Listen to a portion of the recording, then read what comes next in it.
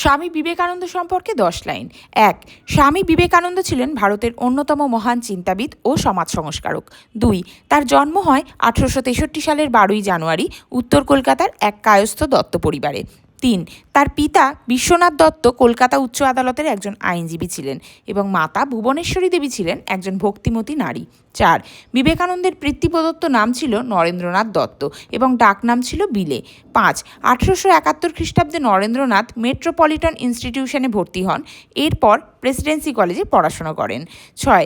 1893 সালে শিকাগোর বিশ্ব ধর্ম মহাসভায় তার ঐতিহাসিক ভাষণের মাধ্যমে তিনি ভারতীয় দর্শন ও সংস্কৃতিকে বিশ্ব দরবারে গৌরবান্বিত করেন। 7. বিবেকানন্দ ছিলেন শ্রীরামকৃষ্ণ পরমহংসদেবের প্রধান শিষ্য এবং আধ্যাত্মিক উত্তরসূরি। 8. 1897 খ্রিস্টাব্দের 1 মে তিনি প্রতিষ্ঠা করেন রামকৃষ্ণ মিশন। 9. মানব সেবাকেই তিনি ঈশ্বর সেবা বলে মনে করতেন। তিনি একজন মহান দেশপ্রেমিক ছিলেন। তিনি চেয়েছিলেন ভারতের যুবশক্তিকে জাগ্রত করতে। 10. 1902 সালের 4 জুলাই মাত্র 39 বছর বয়সে বেলুড় মঠে ধ্যানরত অবস্থায় তিনি পরলোক গমন করেন।